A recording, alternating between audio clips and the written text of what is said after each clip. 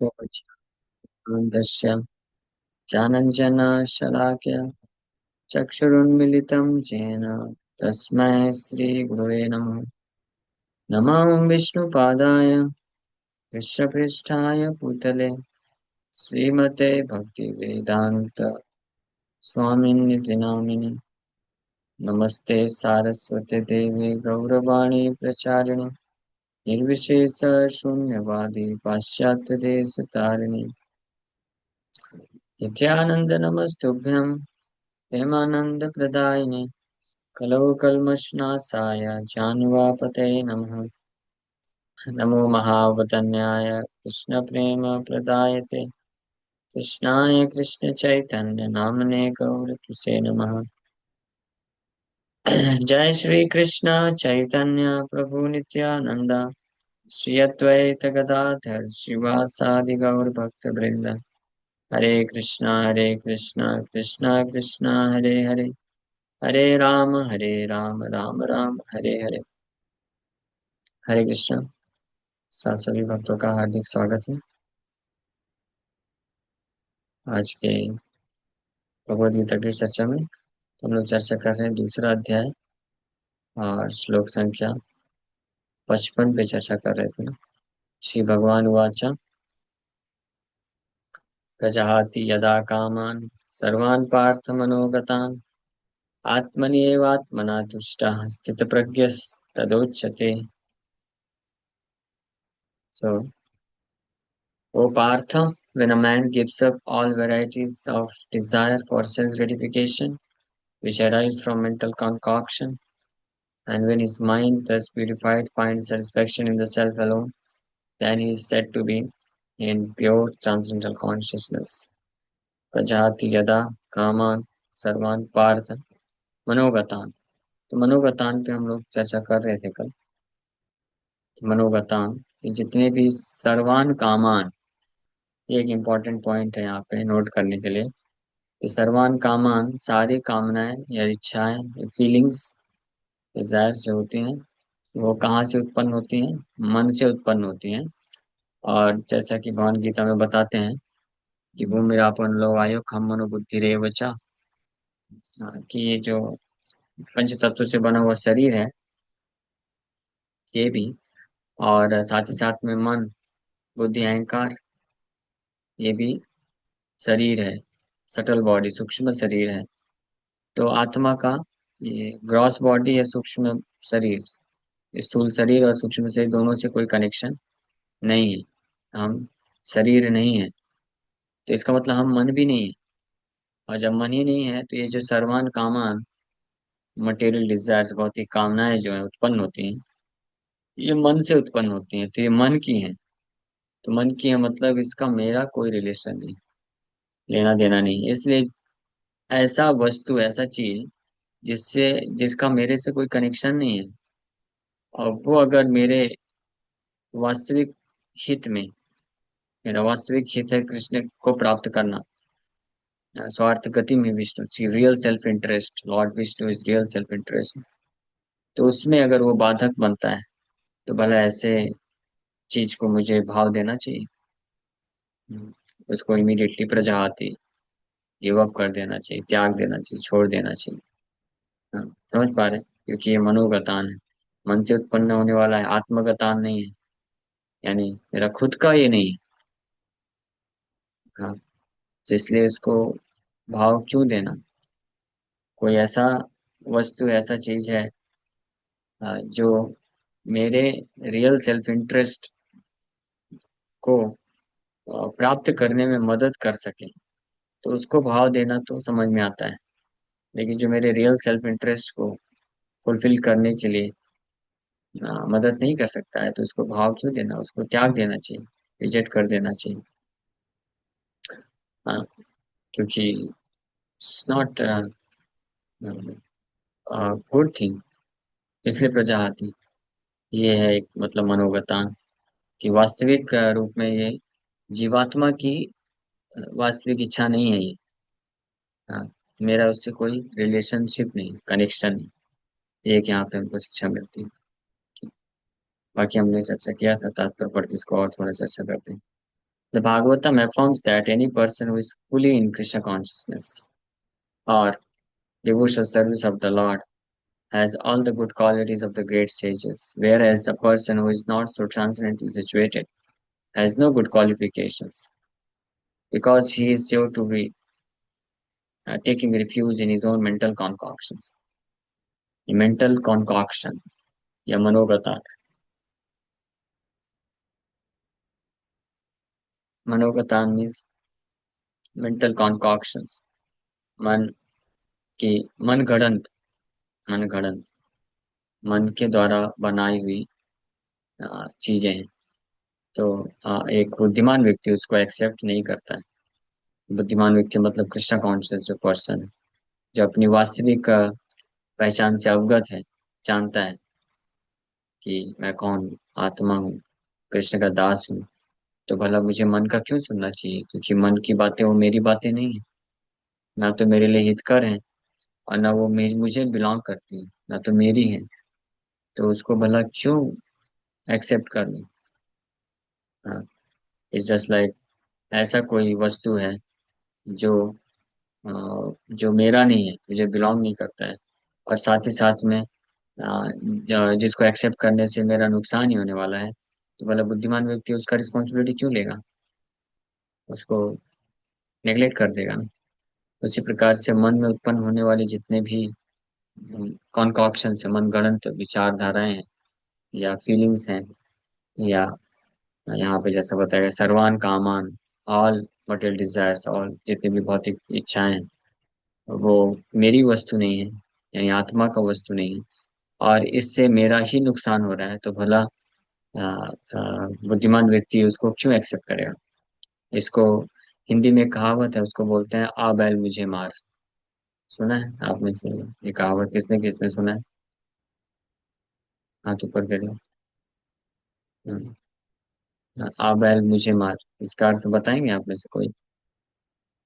बताइए इसका अर्थ क्या है। ओके। मन मन मन से उत्पन्न होने वाली जो ये कामनाएं होती हैं, तो हमको जानना चाहिए कि ये मेरा नहीं है। जिस प्रकार से कुछ मुसीबतें होती हैं जो मेरी नहीं है, लेकिन जानबूझ करके खुद जा करके मुसीबत मोल लेना, और उसको बोलते हैं। इट्स जस्ट लाइक कभी कभी होता है ना कि दो लोग फाइट करते हैं, लड़ाई करते हैं, अब तीसरा व्यक्ति अजनबी है, उसको कुछ लेना देना नहीं है, वो जाके घुस जाता है और वो दोनों से दो दो थप्पड़ खा के आ जाता है। तो उसको क्या बोलेंगे कि तुमने खुद मुसीबत क्यों वो मोल ले ली भाई, तुमको क्या पड़ी थी, तुम्हारा भाई लगता था क्या वो, या तुम क्या कानून हाथ में है क्या तुम्हारे, पुलिस वाले हो क्या, या कुछ सेवा करना है। वो दो चोर लोग हैं। हाँ, तो वो लोग अपना आपस में लड़ाई कर रहे हैं, तो जरूरत क्या थी चुपचाप निकल जाने का, है ना। उसमें से अगर कोई एक जन होता कि उस पर अत्याचार हो रहा था, आप उसको बचाने जा रहे हैं, आपको मालूम है दोनों लफंगे थे और वो लोग अभी लड़ाई कर रहे हैं, तो आपको कुछ नहीं, क्या जरूरत है, आप भी दोनों से दो दो लाफा खा गए। तो इसको बोलते हैं आ बैल मुझे मार, मुसीबत को खुद गोद लगाना। तो इसी प्रकार से ये भौतिक संसार में जो है बद्ध जीवात्मा यही कार्य करता है। मुसीबत को खुद गोद ले लेता है, ये सोच करके कि ये शायद मुझे सुख प्रदान करेगा, लेकिन बाद में पता चलता है बाप रे ये तो गड़बड़ हो गया। तो मन में उत्पन्न होने वाले जो विचार होते, फीलिंग्स होते हैं, हाँ, उसको समझना चाहिए कि ये मेरा नहीं है, मेरा कोई कनेक्शन नहीं है, और इसको स्वीकार करने से मैं अपने आप को और डुबा दूंगा इस भौतिक संसार में, और कृष्ण से जो मेरे हैं, कृष्ण जो अपने हैं, उनसे मैं दूर चला जाऊंगा। तो भला बुद्धिमान व्यक्ति को ऐसे मनोगतान, मेंटल कॉन्कॉक्शन को क्यों एक्सेप्ट करना चाहिए।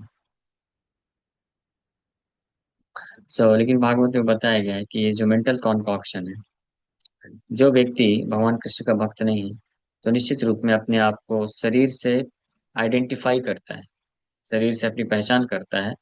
यानी मन मनोगतान, मन में उत्पन्न होने वाले जो विचारधाराएं होती हैं, भौतिक कामनाएं होती हैं, वो व्यक्ति उसको अपना ही मानता है कि ये मेरी विचारधारा है, और इसको अमल में लाने से मैं सुख को प्राप्त कर पाऊंगा, ये मेरे लिए हितकारी है। ऐसा उसको महसूस होता है। क्यों, किसको महसूस होता है?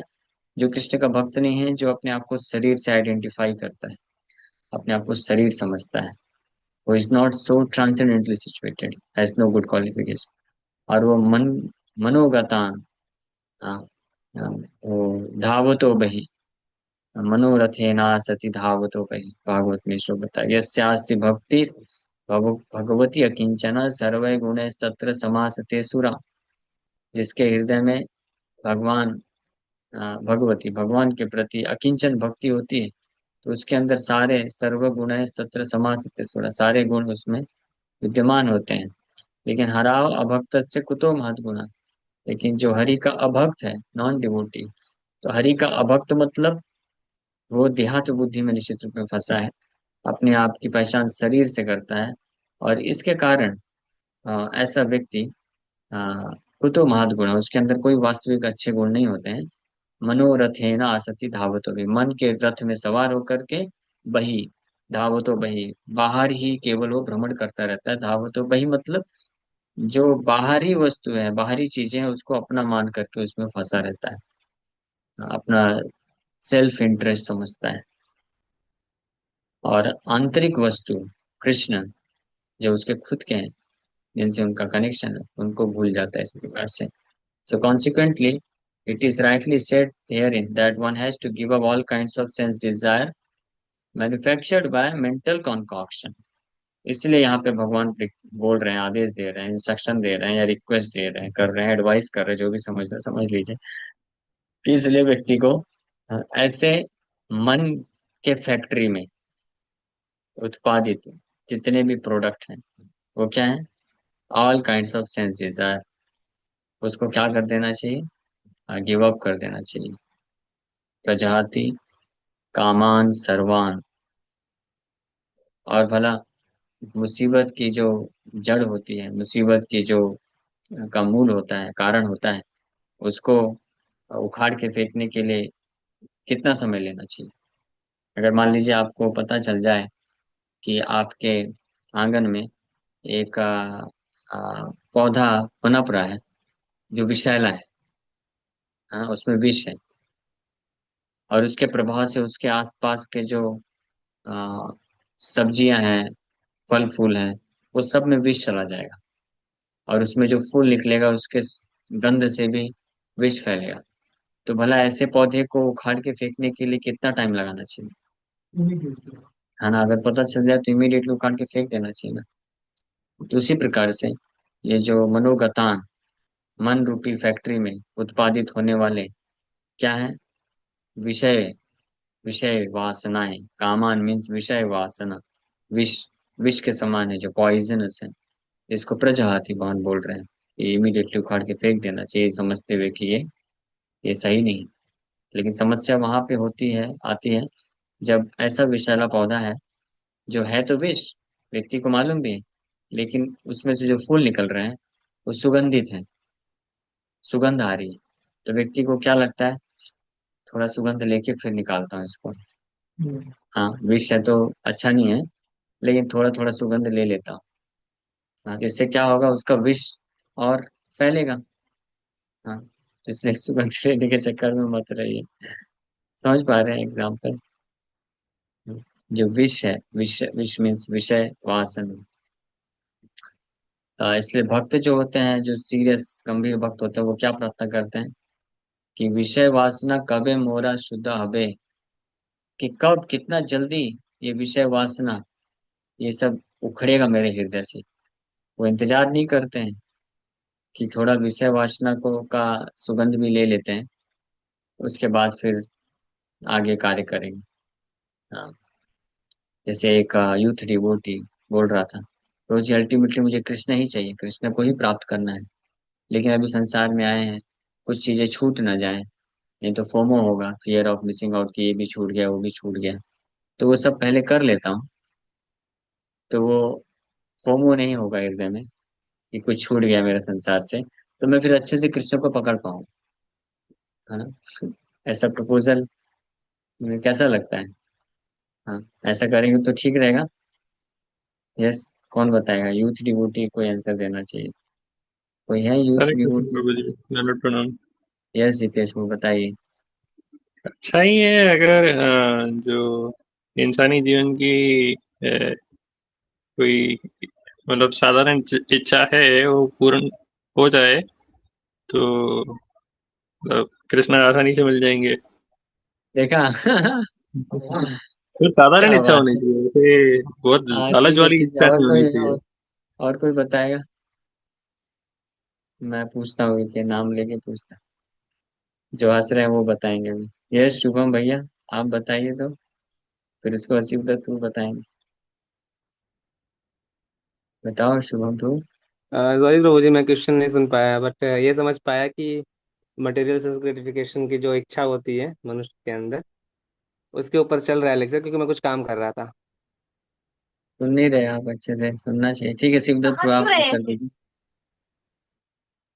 शिवदत्त प्रो। प्रभु हरे जी कृष्ण प्रभु उत्तर जी। बता दीजिए ना, दूसरा क्लास चालू हो जाएगा आज ट्यूसडे। नहीं, क्वेश्चन आंसर करने दीजिए। मैं तो उत्तर में कितनी बार तो मैं बोल चुका। अभी भक्तों को बोलने दीजिए। Yes Shivdatt pro.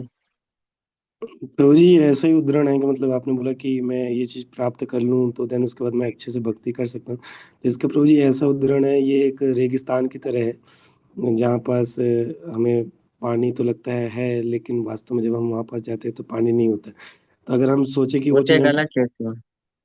उसमें तो आप बोल रहे हैं कि है ही नहीं, तो सही बात है, लेकिन वो भक्त को लगता है कि है, कहीं मिस ना हो जाए, छूट ना जाए। ऐसा ना हो जाए कि मैं, अरे, जोश जोश में आकर के कृष्ण भक्ति को स्वीकार कर लिया और सब छोड़ दिया। फिर बाद में फिर पछतावा हो, देखो मेरे सब मित्र लोग एंजॉय भी कर रहे हैं और बाद में देखो माला झोली लेकर हरे कृष्णा भी कर लिए, दोनों मिल गया। अब मैं कहाँ बेवकूफ बन गया, सब कुछ त्याग करके बैठ गया और केवल माला झोली लेके करता रहा। ऐसा। तो इसलिए कुछ यूथ डिवोटी बोलते हैं, प्रो जी दोनों कर लेते हैं ना, और फिर ये अच्छे से कर लेंगे, जो जो इच्छाएं हैं अभी वो पूरी कर लेंगे, तो फिर कृष्ण को प्राप्त करते वक्त फिर वो तकलीफ नहीं होगी कि हाँ हमने तो अब सब कुछ कर लिया है, अब कृष्ण ही है बस। तो यस महेश्वरी माता जी बताइए। हरे कृष्णा प्रभु जी। प्रभु जी इसमें दो कंडीशंस जो मतलब मैं प्रैक्टिकली बोलूं तो कभी कभी क्या होता है, अपनी इच्छाएं पूरे करने के लिए पूरा जीवन निकल जाता है और भगवान जी। कहीं छूट जाते हैं, है ना। और दूसरी यस। चीज ये है कि हम इच्छाएं पूरी करने चलते हैं तो इच्छाओं की सीमा नहीं होती, एक मिला फिर दूसरा आएगा। तो बेहतर ये यस। है कि भगवान फर्स्ट प्रायोरिटी होने चाहिए, बाकी हमारे जीवन में जो हमें मिलना लिखा है वो अपने आप मिलेगा। जैसे दुख अपने आप आते हैं, सुख भी अपने आप आएंगे, जैसे प्रभुपाद जी कहते हैं। यस सही बात है, आपने बिल्कुल सही बोला। लेकिन ये जो बात आपने बोला, तो जो कुछ बुद्धिमान होते हैं वो समझ जाते हैं, जो नहीं होते हैं वो सोचते हैं कि ऐसा थोड़ी ना है प्रभु जी, पूरा जीवन नहीं दूंगा इन इच्छाओं के लिए, बस 5 साल दे दीजिए मुझे, बस 5 साल के लिए। 5 साल के लिए थोड़ा ये मेरी कुछ इच्छाएं उतना करूंगा, उसके बाद तो कृष्ण को ही पकड़ना है। लेकिन अभी से कृष्ण को पकड़ के बैठ लूंगा तो फिर मुझे वो लगेगा, अरे यार मैंने अपनी जवानी की वो 5 साल जिसमें मैं बहुत घूम सकता था, बहुत सारे फ्रेंड्स बना सकता था, वो छोड़ दिया मैंने। प्रभु जी भक्त होते तो है, भक्त तो इतने अच्छे फ्रेंड होते हैं, और हम कितना घूमते हैं, धाम यात्रा करते हैं, बाहर से ज्यादा तो हम एंजॉय करते हैं। लेकिन वैसा वाला नहीं प्रभु जी, हमको थोड़ा वैसा वाला भी चाहिए। फिर तो वही वाला है कि आ बैल मुझे मार वाली बात ही है, जब तक आफत नहीं लेंगे तब हाँ तक पता नहीं एग्जैक्टली। चलेगा हमको कि हम कर क्या रहे हैं। एग्जैक्टली अब मुझे मारने वाली बात हो गई। हाँ। तो देखिए मैं जो एग्जांपल दे रहा था, उस एग्जांपल से समझने की कोशिश करिए इसमें प्रॉब्लम क्या है। मान भी लेते हैं, चलो जो भक्त इल्यूजन में होता है, तो कभी कभी वैसा सोच भी सकता है कि बस 4-5 साल की बात है, थोड़ा बहुत अपने दोस्तों के साथ पार्टी करना, घूमना फिरना, बस यही करना है, ज्यादा नियम नहीं तोड़ूंगा मैं। लेकिन ये फिर ये फोमो नहीं रहना चाहिए। तो फिर उसके बाद तो मैं सीरियस हो जाऊंगा। एक बार मेरा हो गया 25 30 30 35 साल का हो गया, उसके बाद पूरा जीवन कृष्ण को ही देना है। हालांकि ये इल्यूजन है, माता जी ने जैसे बोला कि कई बार पूरा जीवन ही निकल जाता है, बस अपने एक के बाद एक इच्छाओं को पूर्ति करते हैं और इच्छाएं बढ़ते जाती हैं। लेकिन अगर ऐसा माने भी कि ऐसी बात है कि आप बस कुछ सालों के लिए अपने आप को थोड़ा भौतिक रूप से संतुष्ट करने के लिए कर रहे हो ताकि कृष्ण को प्राप्त कर लो, लेकिन एक इल्यूजन है। और दूसरी बात, ये विष है, पॉइजन है। जैसे मैं एग्जांपल दे रहा था, पौधा सामने लगा है, तो आपको मालूम है जितना समय तक लगे रहेगा तो आसपास के जितने भी सब्जी हैं, फल फूल हैं, उनमें उसका पॉइजन जाएगा और वो नष्ट करेगा। लेकिन आपको उसका सुगंध मिल रहा है कुछ पॉइजनस, पॉइजन का, तो सुगंध के चक्कर में आप कुछ समय तक सुगंध लेना चाहते हैं, लेकिन उस सुगंध के कारण आप जब इनहेल कर रहे हैं तो उससे आपके हृदय शरीर में पॉइजन जा रहा है, और वो आपको नुकसान ही करेगा, वो आपकी व्याधि को बढ़ाएगा। उसी प्रकार से ये जो फुलफिलमेंट ऑफ मटेरियल डिजायर्स है, भौतिक कामनाओं को पूरा करने का जो प्रयास है, प्रयास मात्र भी हृदय को दूषित करता है। और फिर उस प्रयास के फल स्वरूप अगर फल मिल गया और उसको एंजॉय करता है कोई, तो और उसका हृदय दूषित होता है। तो भला जब हमारे अभी की स्टेज में मुझे ये डिफिकल्टी हो रही है कि मैं वासनाओं को पूरी तरह से त्याग करके कृष्ण को समर्पण करूं, कृष्ण को ही अपने जीवन का लक्ष्य बना करके भजन करूं, साधन करूं, अगर अभी की स्टेज में डिफिकल्टी हो रही है, तो हम ऐसे कैसे एक्सपेक्ट कर सकते हैं कि 5 साल बाद, 10 साल बाद, 15 साल के बाद जब मैं इन वासनाओं को पूरा करने के प्रोसेस में लगूंगा तो फिर मैं उनको छोड़ पाऊंगा, मेरा हृदय शुद्ध हो जाएगा? फिर तो और ज्यादा प्रयास करना पड़ जाएगा ना, और समय और कम हो जाएगा। क्योंकि हमारे हृदय में जो पॉइजन है, पॉइजन मतलब डिजायर फॉर सेंस ग्रेटिफिकेशन, इंद्रिय तृप्ति करने का, और जो डिजायर इच्छा है, पॉइजन है, अनर्थ है, वो और बढ़ जाएगा, और समय हमारा कम हो जाएगा, तो फिर मेहनत और करना पड़ जाएगा। तो इसमें कोई बोलता है हाँ प्रभु जी कर लूंगा, फिर तो मैं डबल स्पीड से मेहनत करूंगा। तो इस ऐसे व्यक्ति को क्या बोलते हैं? ऐसे व्यक्ति को मूर्ख बोलते हैं। क्यों? क्योंकि आप अभी कर लो ना, अपने आप के हृदय को गंदा करके और फिर तीव्रता से उसको साफ करने का प्रोसेस क्यों फालतू करना? और वो गंदा करने के प्रोसेस में आपको सुख कहाँ मिल रहा है? मिलने वाला तो दुख ही है। तो दुख दुख ले करके और ज्यादा टास्क बढ़ाना, ये तो मूर्खता है। हाँ, एक तो मैं दुख को गले लगाऊं और फिर उस दुख से निपटारा पाने के लिए और ज्यादा मेहनत करूं। बड़ा बुद्धिमान व्यक्ति ऐसा क्यों करेगा? ये समझ पाया क्या, ये एग्जाम्पल के थ्रू, कि क्यों ये भगवान यहाँ पे हमको आदेश दे रहे हैं कि यदा प्रजाति यदा, मतलब उसी समय सर्वान कामान, अपने सारी कामनाओं को निकाल के फेंक दो, नहीं तो हमारा नुकसान ही होने वाला है हर तरीके से, और हमारा जो प्रोसेस है कृष्ण को प्राप्त करने का उसमें डिले हो जाएगा। हाँ, ये बात, इसलिए यहाँ पे तात्पर्य में जो है वर्णन कर रहे हैं प्रभुपाद जी। यहाँ से यूटर्न लेना चाहिए, यहाँ से 500 किलोमीटर आगे। हाँ, ये सही, अच्छा एग्जाम्पल दिया आपने, कि अगर जैसे आप हाईवे में चल रहे हैं तो आपको यू टर्न लेना है, पता है, तो अभी 10 मीटर के बाद यू टर्न है, बोले नहीं नहीं थोड़ा ना और आगे ब्रिज क्रॉस करके आता हूँ, 500 किलोमीटर, 500 किलोमीटर और आगे चल के फिर वहां से यू टर्न लेना है, तो फायदा क्या हुआ? तो बोलेगा फायदा है प्रभु जी हर जगह केवल फायदा नुकसान नहीं देखना चाहिए, देखिए उसमें कितना एंजॉय करूंगा ना, तो 500 किलोमीटर आगे जाऊंगा, मस्त थोड़ा सा एंजॉय करूंगा। लेकिन एंजॉय कहाँ है? वो आपका पेट्रोल खर्चा हो रहा है, टाइम बर्बाद हो रहा है, और आप भी गाड़ी में बैठे बैठे दुखी तो मिल रहा है। जिसको एंजॉयमेंट समझते हैं एक्चुअली में वो दुख है। तो ये सेंस ग्रेटिफिकेशन का जो जर्नी है, ये वास्तव में मिजरेबल है, दुख प्रदान करता है, समय व्यर्थ गवाता है, हृदय को और गंदा कर देता है, खर्चा होता है, और फिर घूम फिर करके अल्टीमेटली ये सब कुछ छोड़ करके कृष्ण को ही पकड़ना है। तो बुद्धिमान व्यक्ति को इसको एडॉप्ट ही क्यों करना चाहिए? तो इसलिए वहां यहाँ पे बोल रहे हैं। खैर ये तात्पर्य थोड़ा बचा है, हम लोग इसको पढ़ देते हैं।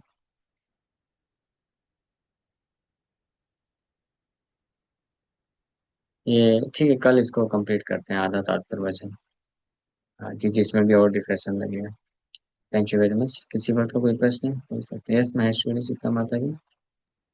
प्रभु जी इसमें एक चीज और है, जैसे हम जो डिजायर पूरी करने की उसमें रहते हैं कि हम पहले मटेरियल डिजायर पूरी कर लें फिर कृष्ण भक्ति करेंगे, तो बाद में और कठिन हो जाता है भक्ति करना, इस सेंस हाँ, में भी कि हमारा जो संघर्ष है या जो हमने नेम फेम भी पाया है वो हमारी चेतना में ऐसा बैठ जाता है कि उनसे भी ऊपर उठना हमें हमारे लिए मुश्किल हो जाता है, थोड़ा थोड़ा सा मुश्किल। प्रैक्टिकली बोला है ये मैंने। हाँ, सही बात है, सही बोला आपने।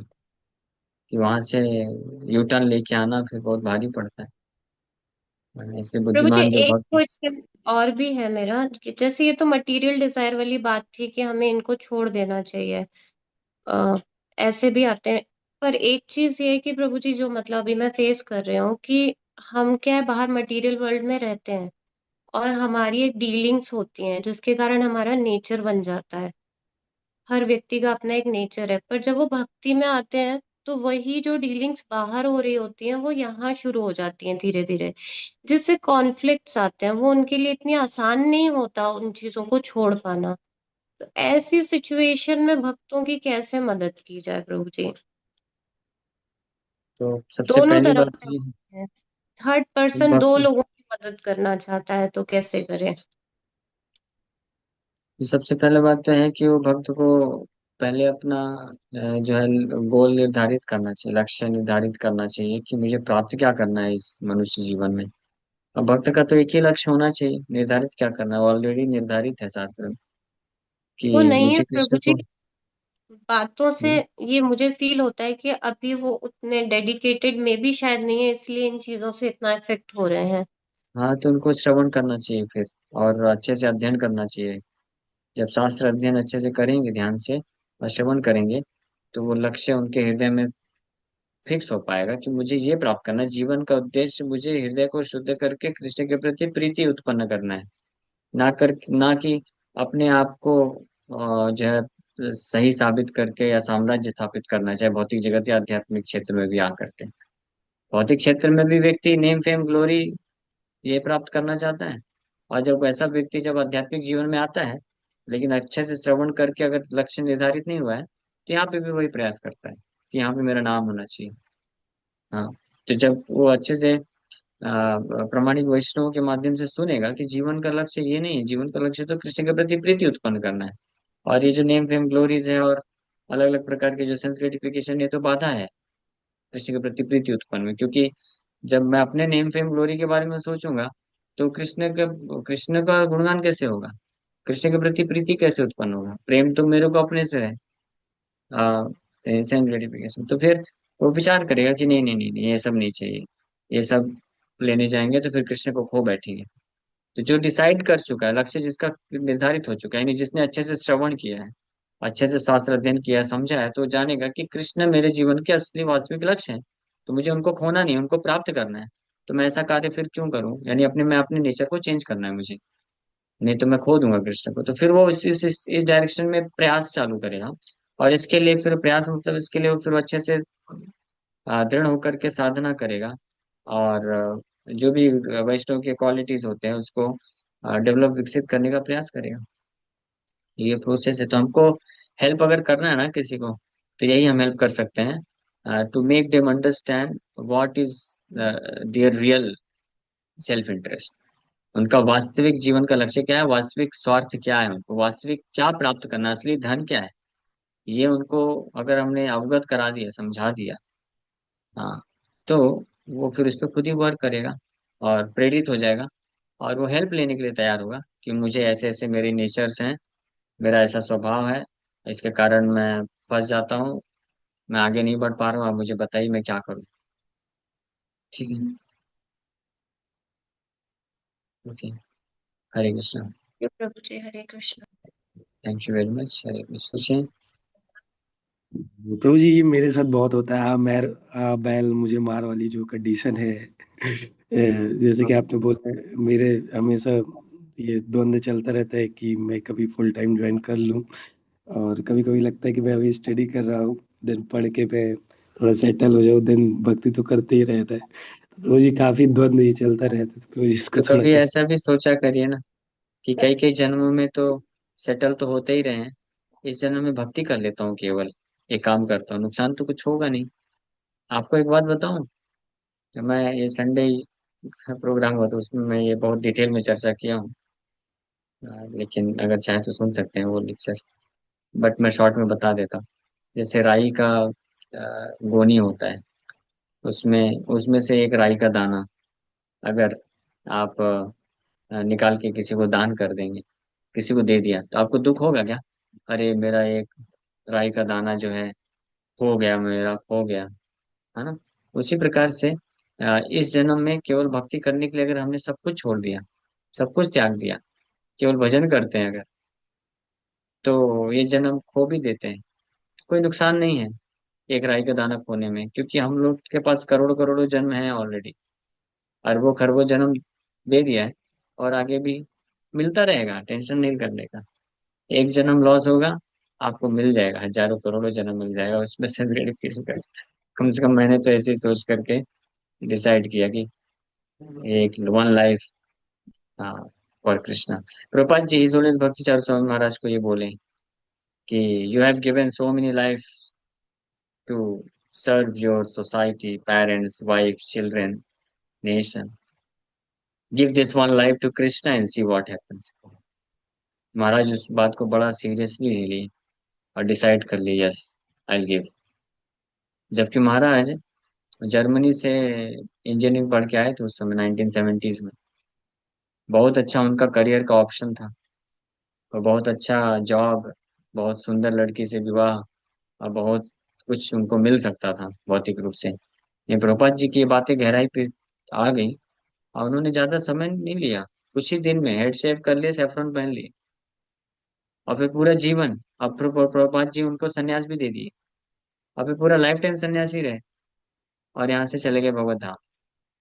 वही सोचिए अगर महाराज प्रभुपाद जी की बात को सीरियसली नहीं लेते, और सोचते कि थोड़ा मैं इधर सेटल हो जाता हूँ, फिर गृहस्थ बन जाता हूँ, फिर साथ में भक्ति भी करूंगा, ये भी करूंगा, तो जैसा हम आज जानते हैं महाराज को, वैसा नहीं जान पाते। हाँ, एक भक्त, हम मायापुर गए थे समाधि मंदिर में, बहुत सारे श्री प्रभुपाद जी के सन्यासी डिसाइपल्स का समाधि में जाके हम प्रणाम कर रहे थे। तो भक्त बोलते हैं ये लोग कितने महान हैं, ग्रेट पर्सनालिटीज हैं, ये लोग कर सकते हैं। तो मैं बोला वो महान क्यों हैं, क्योंकि उन्होंने सही समय पे सही डिसीजन ले लिया कि ये जीवन मुझे कृष्ण को दे देना चाहिए, इसलिए वो महान बन गए। लेकिन उनके साथ के कुछ और भी थे जिन्होंने वो डिसीजन नहीं लिया। कुछ लोगों ने सोचा कि नहीं भक्ति नहीं करना है, मटेरियल लाइफ एंजॉय करना है, तो वो लोग चले गए छोड़ के। और कुछ लोग सोचे कि नहीं भक्ति भी करना है बट थोड़ा मटेरियल एंजॉयमेंट भी करना है, तो भक्त भी हैं, लेकिन नॉर्मल तरीके से शरीर छोड़ेंगे, फिर से जन्म लेंगे, फिर आगे आगे गाड़ी बढ़ेगी। लेकिन जिन्होंने ये डिसाइड किया one life for Krishna only, और प्रयास करके, थोड़ा चैलेंजिंग होता है ये, मैं नहीं बोल रहा हूँ कि it's too easy, but it's not too difficult also, association में पॉसिबल भी है। हाँ, जैसे अभी मैं फॉर एग्जांपल, मैं अभी पिछले 14-15 साल से एसोसिएशन में रह के कर रहे हैं ना, तो ऐसे 14-15 साल निकल गया, तो ऐसे आगे के 30-40-50 साल जितना बचा वो भी निकल जाएगा कृष्ण को ही केवल भजन साधन करके, तो माया में क्यों फंसना अननेसेसरी। हाँ, निकल सकता है ना, जैसे 14-15 साल निकल गया, तो आगे भी निकल सकता है।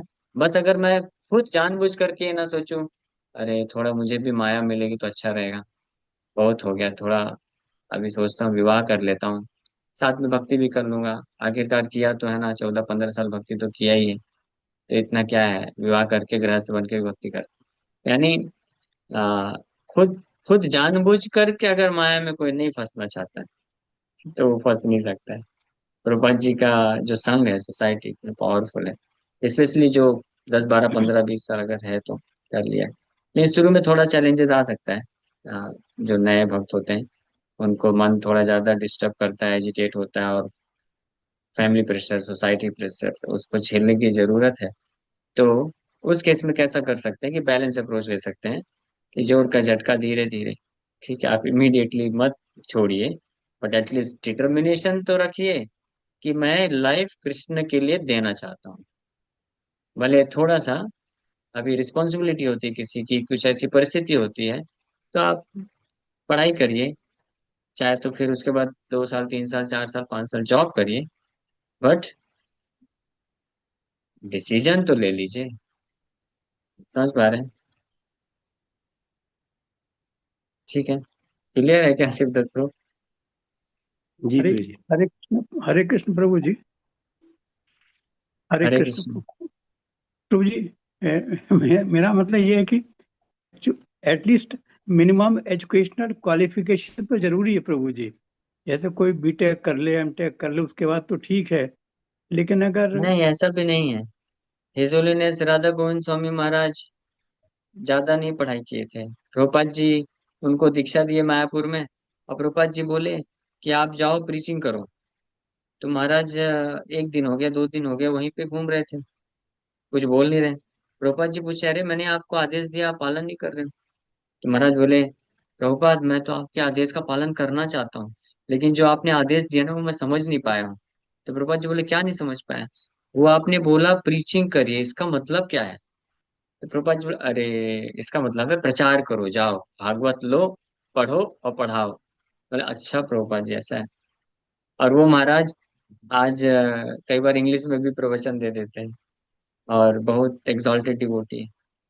तो वो मटेरियल क्वालिफिकेशन, एजुकेशन मैटर नहीं करता है। अगर कोई डिटरमाइंड है उसके लिए बोल रहे हैं स्पेशली। लेकिन अगर किसी का डामाडोल चल रहा है तो हम उसको रिकमेंड करते हैं, हम भी रिकमेंड करते हैं कि आप कंप्लीट कर लो आपका एजुकेशन, छोड़ो मत बीच में। हम कभी किसी को नहीं बोलते, जैसे कोई कॉलेज का स्टूडेंट होता है जुड़ता है, तो हम अगर वो 2-4 महीने भक्ति करने के बाद इंस्पायर हो जाता है, बोलता है मैं प्रभु जी ये सब फिर क्यों करूँ, भक्ति करता हूँ ना, फुल टाइम ज्वाइन कर लेता हूँ। लेकिन हम लोग उसको बोलते हैं कि नहीं नहीं, आप कॉलेज कंप्लीट करो, और चाहे तो 1-2 साल जॉब भी करो। क्योंकि हो सकता है कि 2-3 महीने थोड़ा संग में आकर के फुलझड़ी की तरह इंस्पायर हो गया, बाद में जाकर के डाउन हो जाए, तो फिर उसका मटेरियल लाइफ भी बर्बाद नहीं होना चाहिए। तो एटलीस्ट, तो ऑफ कोर्स हम वो रिकमेंड करते हैं, बट ये है नहीं ऐसा। कोई डिटरमाइंड है तो वो कभी भी आ सकता है, वो पर्सन टू पर्सन निर्भर करता है। देखिए प्रभु जी, इस्कॉन में तो मोस्टली जो प्रीचर्स हैं वो सब हाईली क्वालिफाइड हैं, मोस्टली सब बीटेक एमटेक, मतलब हाईली क्वालिफाइड है सब।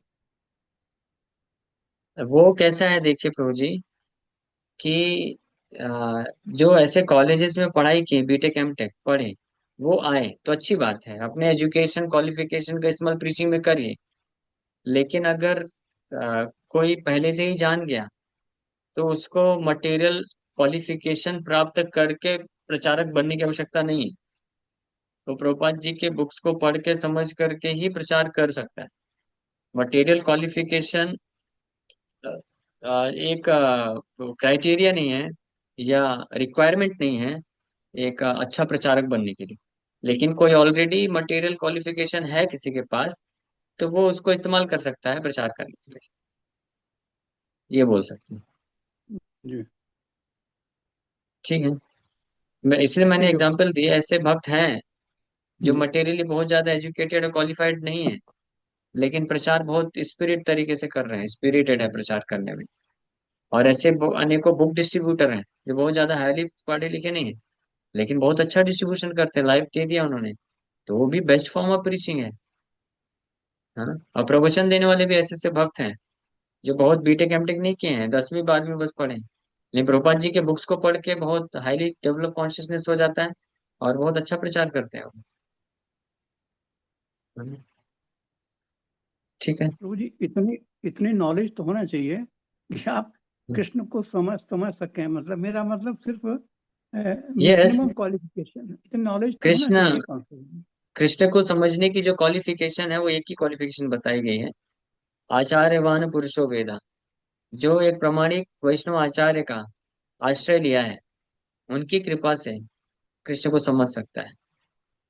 और अगर कोई बहुत हाईली क्वालिफाइड है, लेकिन अपने अहंकार में कि मैं तो इतना क्वालिफाइड हूँ, तो वो गीता भागवत शास्त्र पढ़ के या पढ़ा कर भी कृष्ण को नहीं समझ पाते।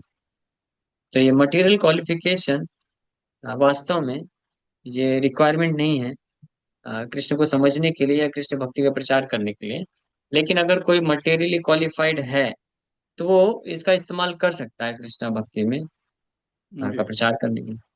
जैसे प्रभुपाद जी तो मटेरियली भी क्वालिफाइड हुए, लेकिन प्रभुपाद जी का बैकग्राउंड अगर देखा जाए तो प्रभुपाद जी ने साइंस नहीं पढ़ा है। साइंस पढ़े हैं प्रभुपाद जी के पास, साइंस का भी एक्चुअली मेडिकल फील्ड से प्रभुपाद जी थे। हाँ, बट जिस प्रकार के साइंटिस्ट लोग हैं जो पीएचडी वगैरह करते हैं, लेकिन जब प्रभुपाद जी विदेश में प्रचार कर रहे थे, तो ये साइंटिस्ट लोगों को और पीएचडी स्कॉलर लोगों को भी प्रचार करते थे, उनको भी साइंस में फेल कर देते थे। कृष्णा साइंस जब उनको सिखाते थे तो वो लोग प्रभुपाद जी के सामने नतमस्तक हो जाते थे। प्रभुपाद जी के एक डिसाइपल हुए जो साइंटिस्ट थे, doctor T Singh, his holiness, बाद में हिज होलीनेस स्वरूप दामोदर महाराज बने। तो केमिस्ट्री से उन्होंने पीएचडी किया था अमेरिका में, और वो साइंटिस्ट हुए। लेकिन प्रभुपाद जी जब उनसे बात करते थे, उनका एक बुक है लाइफ कम्स फ्रॉम लाइफ, आप पढ़ सकते हैं। प्रभुपाद जी ने कितना अद्भुत तरीके से लॉजिकली उनके आर्गुमेंट्स को वो जो है काउंटर करते हैं। बल्कि प्रभुपाद जी ने तो साइंस में पीएचडी नहीं किया था। तो जो नॉलेज है भक्त को भगवान की कृपा से, उसकी शुद्ध भक्ति करने से मात्र प्राप्त हो जाता है, और सारे क्वालिफिकेशन आ जाते हैं। भगवान खुद गीता में बोलते हैं, तेषां सतत युक्ता नाम भजताम प्रीति पूर्वकम ददामि बुद्धि योगम तम। भगवान बोले कि मैं बुद्धि प्रदान करता हूँ, हाँ, जो सतत रूप से मेरे युक्त है, जिसकी भावना है, मेरी सेवा करना चाहता है। तो जब वो बैठ के बोलेगा, तो किसी को प्रचार करेगा, तो मैं हृदय में बैठ करके उसको बुद्धि देता हूँ, और वो कर लेता है। ठीक है, ओके। ठीक हरे कृष्णा। ठीक है। Thank you very much. Hare Krishna, Hare Krishna, Krishna Krishna Hare Hare, Hare Ram Hare Ram.